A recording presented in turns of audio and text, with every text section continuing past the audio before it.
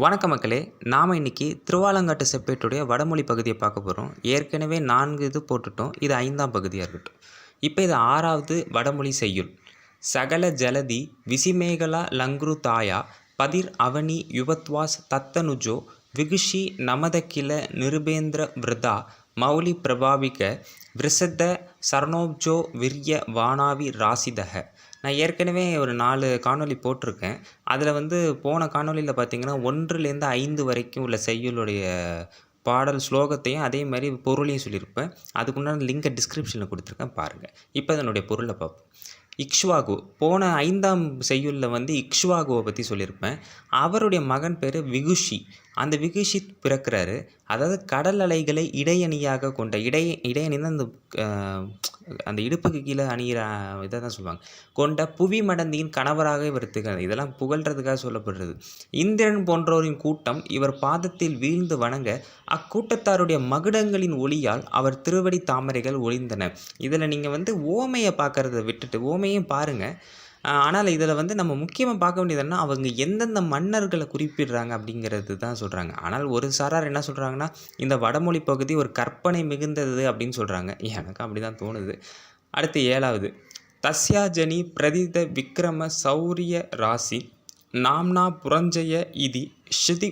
இது கிரந்தம். க்ஷதிப்பஸ் தனுஜக யஸ்யா கிலஞ்சகத் அவாப்பிய யசோவிகாச ஸ்வேதாத பத்திரம் அதிரி கதும்ப அகண்டம். இதை எழுதி புட் பண்ணும்பொழுது எனக்குமே இது வார்த்தைகள் சுத்தமாக புரியல. ஆனால் அந்த மன்னர்களுடைய பேர் புரஞ்சயன், இந்த மாதிரி பெயர்கள்லாம் கொஞ்சம் நமக்கு புரியும். இந்த வடமொழி பகுதியில் நமக்கு மன்னர்களோட பேர் மட்டும்தான் தெளிவாக தெரியுது. சரி, இப்போ அடுத்தது பார்ப்போம். புகழ் வாய்ந்த பராக்கிரமம் மிக்க அந்த விகுஷி, அடுத்து வரக்கூடிய விகுஷிக்கு பிறக்கிற மகன் பேர் புரஞ்சயன். புரஞ்சயன் அப்படிங்கிற மகனாக பிறக்கிறார். இவருடைய புகழின் மலர்ச்சியே வெண்கொற்ற குடையாய் உலகமெல்லாம் பரவி மிகுந்து இடையராது நின்றது. அதாவது ராமருக்கு பிறகு லவகுசன் இவங்களாம் வந்ததாக சொல்கிறாங்களே. இப்போ இந்த திருவாலங்காட்டு செப்பேட்டில் சொல்லப்படுற மன்னர்களோட பெயரையும் குறிப்பிட்டு சொல்லுவாங்க. அதாவது ஜெனட்டிக் லீனியேஜாக சூரியகுல வம்சத்தில் இவங்களாம் வந்தாங்கன்னு இந்த புரஞ்சயனை தான் சொல்கிறாங்க, விகுஷியை சொல்லுவாங்க, அப்புறம் இக்ஷ்வாகுவெல்லாம் சொல்லுவாங்க. அதே போல் இந்த திருவாலங்காட்டு செப்பேட்லையும் குறிப்பிடத்தக்கது சொல்கிறாங்க. அடுத்து 8வது, விருஷப ரூபதரஸ்ய ஹரேர் அசன ககுதியத். இது ககுதிங்கிற மண்ணை குறிக்குது. ஸ்திதவான் நிதிர் ஓஜசாம் யுதி ஜகான சுரேதர சைனிகா அஜனி தேன ககுஸ்த சமாகவய. இதில் ககுஸ்தன்கிறது அந்த மன்னனுடைய பேர். அதாவது விருஷப ரூபதரஸ்ய ஹரேர் அசன ககுத்தியங்கிற ஒரு பேர் இருக்குது. அஜனி தேன ககுஸ்த அப்படிங்கிற பேரும் அவருக்கு. ககுஸ்தன்கிற மன்னன் பேர். வலிமையின் நிதியான ககுஸ்தன், அடுத்து வர மன்னன் பேர் ககுஸ்தன்.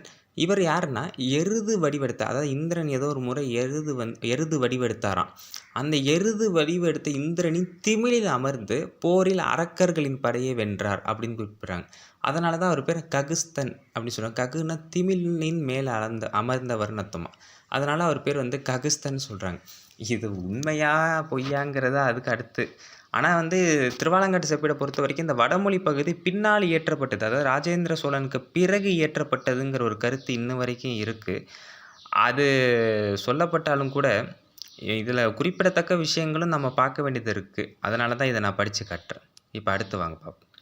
9வது பார்த்திங்கன்னா, ததபுத்திரம் விமல சித்தார்த்த பத்ர சந்திர சாயாஸ்த க்ஷதி தலதாபம் ஆமநந்தி கஷிவத் க்ஷதிபதி மஷத்த பிரபாவம் கந்தர்வவேஸ் சூர சத நிஷிக்குத கிருத்திம். இப்படி தான் வார்த்தைகள்லாம் இருந்தது. படித்து முடிக்கிறதுக்குள்ளே நான் பட்ட பாடுறதுக்கு அப்பா. ஏன்னா வடமொழி நமக்கு அந்த அளவுக்கு ஒழுங்காக தெரியாது.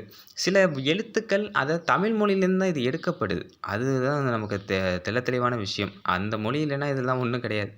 அப்போ இதோட விளக்கம் என்ன அப்படின்னா, ககுஸ்தனின் மகன் பேர் கக்ஷிவான். இதில் நீங்கள் நிறைய இந்த வடமொழி பகுதியிலே தமிழ் வார்த்தைகள் தான் அதிகமாக இருக்கும். தமிழ்லேருந்து தானே எடுக்கப்பட்ட மொழி வடமொழி.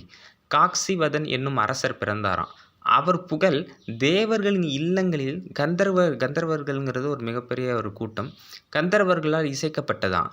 அவர் தன்னுடைய வெண்கொற்ற குடை என்னும் நிலவின் நிழலால் புவியின் வெம்மையை புகினார். இதெல்லாம் உருவகத்துக்காக சொல்கிறது. அவர் அப்படி செஞ்சார், இப்படி செஞ்சார், அந்த மன்னர் போல் அவர் மன்னர் வெண்கொற்ற குடையை வச்சு இந்த உலகத்தையே காட்டுறாரு இப்படின்னு ஒரு பெருமையோடு சொல்கிறது. 10வது, இவர் தான் முக்கியமான மன்னர். அரியம்மா நிஜ புஜாசல மந்த க்ஷே ஷாபிதார ஜலதஹே ஹிருத லக்ஷ்மிஹே தஸ்ய சுனுரஜ நிஷ்ட விசிஷ்டஸ்தூயமான மகிமா ஜெகதீசக. ஜெகதீசனுங்கிறது நம்ம பேர்லேயே வைப்போம். நிறைய பேருக்கு இந்த ஜெகதீசனுங்கிற பேர் இருக்குது. இந்த முன்னாடி கொடுத்துருக்கக்கூடிய இந்த அரியம்மா அப்படிங்கிறது தான் அவருக்கு அப்புறம் வர மன்னர். இதில் வந்து லக்ஷ்மிங்கிறது வந்து செல்வ மகள்னு சொல்கிற அலைமகள் திருமகள்னு சொல்லக்கூடிய நம்ம லக்ஷ்மி தேவியை தான் குறிக்குது. அதனுடைய அர்த்தத்தை பார்ப்போம். உலகிற்கு தலைவனான், அதாவது இவரை உலகிற்கே தலைவர்னு சொல்கிறாங்க. அரியம்மான் பேர். இவர் வந்து முன்னாடி சொன்ன கக்ஷிவானுக்கு மகனாக பிறந்திருக்கார். தன் தோளாகிய மலையை, அவரோட தோல் வந்து மலை மாதிரி இருக்குமா, மலையையே மத்தாக கொண்டு எதிரியாக அதான் கூர்மாவதாரத்தை சொல்கிறாங்க. எதிரியாக கடலை கடந்து செல்வத்தை அடைந்த அவர், அதாவது இதை எப்படி ஒப்பிட்டு சொல்கிறாங்க அப்படின்னா, பெருமாள் எப்படி வந்து லக்ஷ்மி தேவியை வந்து அந்த மந்திரம் மத்து கடைஞ்சி கொண்டு கைப்பற்றி கல்யாணம் செஞ்சுக்கிட்டாரோ, அதுபோல் இவரும் எதிரியாக கடலை கடந்து செல்வத்தை அடைந்த அவர் சிறப்பாக பேசப்படும் பெருமைக்குரியவர். கிட்டத்தட்ட பெருமாள் அளவுக்கு புகழ்ந்து பேசப்படுற மாதிரி இதில் கொடுத்துருக்காங்க அரியம்மாவை. அடுத்து 11வது வந்து அஜிஜ நிஷ்ட சாபகுண ஸ்ருக்ருஷ்ட புஜத்ரு மயஜ பிரதாப தன நாஸ்த ரிபுக அனல. இதான் மன்னனோட பேர். அனல பிரதாபன் அப்படிங்கிறத மன்னனோட பேர். இதில் நிறைய பேர் வந்து வடமொழி பேர் தான்.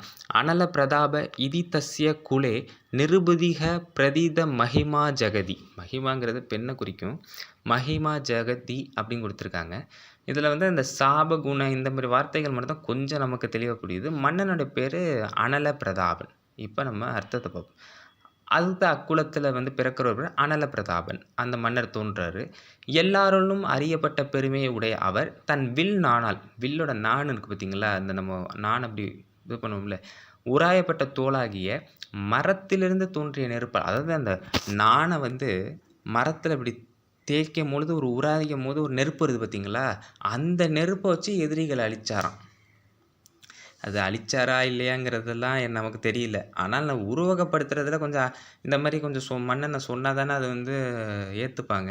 அதனால் இப்படிலாம் சொல்லியிருக்காங்க. நமக்கு தமிழ் பகுதி தான் முக்கியம், இருந்தாலும் வடமொழி பகுதி தான் முன்னாடி இருக்குது. அதனால தான் இதை படிக்கிறேன். 12வது வந்து பார்த்திங்கன்னா தஸ்யான்வ வாயாம் புதி பூர்ணச்சந்திரோ பபுவ வேணக ஸ்ருதி பாக்ர கன்யக தஸ்யாத் மஜக பார்த்திவ சார்த்த நாதக பிருதுக. மன்னனுடைய பேர் பிருதுக. பிருது ஸ்ரீ அபவத் நரேந்திரக. இதில் வர அந்த பிருதுங்கிறது தான் மன்னனுடைய பெயர். ஏன் இந்த வடமொழி பகுதியை படிக்கிறேன் அப்படின்னா, இந்த வடமொழி பகுதியிலே சில பேரோட பெயர்கள் நமக்கு தெரியும். இப்போ வந்து அன்பில் செப்பேடில் பார்த்திங்கன்னா வந்து கோச்சங்க சோழனுடைய வரலாறு தெரியுது. அதேமாரி விஜயாலய சோழனோட அப்பா பேர்லாம் தெரியுது. அதனால தான் அது படிக்கிறது. இதனுடைய விளக்கம் என்ன அப்படின்னா, இந்த 12வதுக்கு சோழர் குலமாகிய கடலுக்குள், சோழர் குலமே ஒரு கடல் அளவுக்கு ஒப்பிடுறாங்க. அதில் பூரணச்சந்திரன் போல, சந்திரன்னா நிலவு போல வேணன் அப்படின்னு ஒரு அரசர் திகழ்ந்தாராம். இவர் வந்து அரசர்கள்லேயே முதல்வனாக திகழ்ந்தாராம். இவருக்கு மகனாக பிறந்தவர் தான் பிருதுங்கிறவர் பிறந்தாராம். நிறைந்த செல்வமுடைய அவர் அரசர் குழுவிற்கு தலைவரானார். எப்படி வந்து அவருடைய அப்பாவான வேணன் அப்படிங்கிறவரும் ஒரு அரசர்களின் முதல்வனாக திகழ்ந்தாரோ, அதேமாதிரி அவருக்கு பிறந்த மகனாக இருந்த இந்த பிருது அப்படிங்கிறவரும் வந்து நிறைந்த நிறைய செல்வமுடைய வச்சு அரசர் குழுவிற்கே அவர் வந்து தலைவராக திகழ்ந்தார் அப்படிங்கிற மாதிரி இந்த 12வது பாடலில் உருவகமாக சொல்லியிருக்காங்க. அடுத்து 13 வேணசிய, அதான் முன்னாடி சொன்ன மன்னன் வேணசிய தக்ஷிண புஜாத் மதித்தாத் முன்னின்தைரிய பிராதுராச கவசி திருத ரத்ன மௌலிக சஜ்யந்தனுக சசர மப்ரதி சக்தி பிபரத் தேஹி பராக்கிரம இவ அக்கிரம நாச நாயக. இதில் வர அந்த அக்கிரம நாசநாயகனா அக்கிரமம் அளிப்பவர், பராக்கிரமம்னா வீரம் பொருந்தியவர். இதை மாதிரி ஒரு சில வார்த்தைகள் மட்டும்தான் நமக்கு அது புரியுது, மற்றது எதுவுமே புரியாமல் தான் இருக்குது. அர்த்தத்தை பார்ப்போம். வேணனுடைய, அதாவது முன்னாடி சொன்ன இந்த வேணனுடைய வலது தோலை முனீந்திர, வேணனுக்கு எப்படி பிருது தோன்றினார்னா, வேணனுடைய வலது தோலை வந்து முனீந்திரர்கள்னு ஒருத்தவங்க வந்து கடைஞ்சாங்களாம். கடையும் போது பிருது தோன்றினாராம். அவர் தோன்றும் போது கவசம், மகுடம், ரத்தனம், வில்லு, அப்புறம் நிகரற்ற அம்பு இது எல்லாத்தையும் கொண்டு இருந்தாராம். சரிங்களா? அக்கிரமத்தை ஒழிப்பதற்காக பராக்கிரமே வடிவம் கொண்டது போல் அவருடைய தோற்றம் இருந்தது.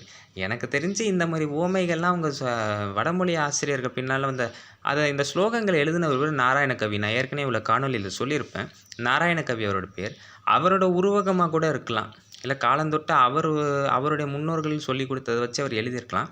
ஆனால் இந்த திருவாலங்காட்டு செப்பேடோட வடமொழி பகுதியும் தமிழ் பகுதியும் தனித்தனி காலத்தில் இயற்றப்பட்டதுங்கிறது தான் இதில் முக்கியமான விஷயம். அதனால் ராஜேந்திர சோழன் வந்து வடமொழிக்கு முக்கியத்துவம் கொடுத்தாரு. ஆனால் தமிழ் மொழி அளவுக்கு முக்கியத்துவம் கொடுக்கல. தமிழ் மொழிக்கு தான் அதீத முக்கியத்துவம் கொடுத்தாரு ராஜேந்திர சோழன். 14வது அதிபலம் அசுரன் நிகத்திய துந்தும் சமஜனியோ புவி துந்துமார, இது மன்னனுடைய பேர். துந்துமார நாமா நரபதிரயம் அப்பிய முஷ்ய வம்சே க்ஷுதி மகிழா மஷிசத் குணைக்க தாமக இப்படின்னு கொடுத்துருக்காங்க. இதில் வர அதிபலம் அப்படிங்கிற வார்த்தைலாம் அதீத பலம் அப்படிங்கிற மாதிரி அர்த்தம். சமஜனிங்கிறது நிறைய செப்பேடு பாடல்களில் வருது, ஸ்லோகங்களில் வருது சமஜனி. இதில் புவி துந்துமார அப்படிங்கிறது அந்த மன்னனுடைய பேர். இப்போ இவருடைய வம்சத்தில் பிறந்த மன்னன் துந்து அப்படிங்கிற ஒரு வலிமை பெற்ற அரக்கனை கொன்ன காரணத்தினால துந்துமாறன் அப்படிங்கிற பேரை பெறுகிறார். உலகம் முழுவதையும் ஆண்ட இவர் குணங்களுக்கு இருப்பிடமாக திகழ்ந்தார். அதாவது இயற்பெயர் என்னன்னு தெரில, வேறு ஏதாவது பேராக கூட இருந்திருக்கலாம் அவருக்கு. ஆனால் துந்து அப்படிங்கிற ஏதோ ஒரு அரக்கன் அவர் கொன்று இருக்காராம். அந்த கொன்ற காரணத்தினால அவர் பேர் துந்துமாறன் அப்படிங்கிற பேரை பெற்றிருக்கிறாரு. உலகம் முழுவதையும் இதில் வர எல்லா மன்னர்களையுமே அவங்க சொல்லும் பொழுது கூட பார்த்திங்கன்னா உலகம் முழுவதையும் அவர் ஆட்சி செஞ்சார், அவர் குணங்களுக்கு நிகராக இருந்தார், தாமரைக்கு நிகராக இருந்தார், இப்படி அந்த உருவகத்தை வந்து ரொம்ப பெரிய அளவுக்கு சொல்லியிருக்கிறது இங்கே நம்ம பார்க்கணும். இது 15வது சமஜனி யுவனாச்வஸ் தத்குலே பூமி பாலஸ் தபசி யசஸ்ஸி சத்தியே சத்குணே சாத்விதியக சகல போன, இது சகல போனங்கிறது உலகம் முழுவதும் அர்த்தம். ரக்ஷா வப்ரமஸ்ய பிரதாபம் சசஸ்வ மனுத சததோர்த்தம் சர்வலோக சமந்தாத். இதுதான் வந்து 15வது. இதோட இன்றைக்கி முடிச்சுப்போம். இன்னொரு காணொலியில் 16வதுலேருந்து 30 வரைக்கும் பார்த்தோம். மறுபடியும் படிக்கிறேன். சமஜனி யுவனாச்வஸ் தத்குலே பூமி பாலஸ் தபசி யசஸ்ஸி சத்திய சத்குணே சாத்விதியக சகல புவன ரக்ஷா வப்ரமஸ்ய பிரதாபம் சசஸ்வ மனுத சததோர்த்தம் சர்வலோக சமந்தாத் அப்படிங்கிறது அந்த பாடல். இப்போ அர்த்தத்தை பார்ப்போம். அந்த காலத்தில் யுவனாச்வன், அதுக்கு பிறகு யுவனாச்வன் அப்படிங்கிற ஒரு மன்னர் பிறக்கிறார். அவர் தவத்திலும் புகழிலும் சத்தியத்திலும் நற்குணங்களும் இணையற்றவர். அவருடைய வீரம் எல்லா உலகையும் காப்பதை எல்லையாக கொண்டது அப்படின்னு சொல்லியிருக்காங்க. அந்த வீரம் எப்போதும் பெருகுவதாக அப்படின்னு, அதாவது வீரம் வந்து நாளுக்கு நாள் வளர்ச்சி அடைஞ்சிட்டே வருதான் அவருக்கு அப்படின்னு எல்லாரும் நினச்சாங்க அப்படின்னு கொடுத்துருக்காங்க. இதோட இன்றைக்கி இந்த காணொலியில் முடிச்சுக்கிறேன். இன்னொரு அடுத்த பதிவில் வந்து பார்த்திங்கன்னா 16வதுலேருந்து 30 வரைக்கும் நான் சொல்கிறேன். ஏன்னா மொத்தமாக பார்த்திங்கன்னா 137 ஸ்லோகங்கள் வந்து இந்த வடமொழி ஸ்லோகங்கள் இருக்குது. கடைசியில் ராஜேந்திர சோழன் வரைக்கும் அது முடிக்கப்படுது. கடைசியில் தான் மாமன்னர் ராஜராஜ சோழன், ராஜேந்திர சோழன் ஒரு 60க்கு பிறகு தான் வந்து பிற்கால சோழர்களை பற்றி அந்த ஸ்லோகங்கள் கொடுக்கும். அதனால் அடுத்த பதிவில் நம்ம 16லேருந்து 30 வரைக்கும் பார்ப்போம். இந்த தகவலை எல்லாருக்கும் பகிருங்க. முக்கியமாக வந்து லைக் பண்ணுங்கள், ஷேர் பண்ணுங்கள், சப்ஸ்கிரைப் பண்ணுங்கள். நன்றி, வணக்கம்.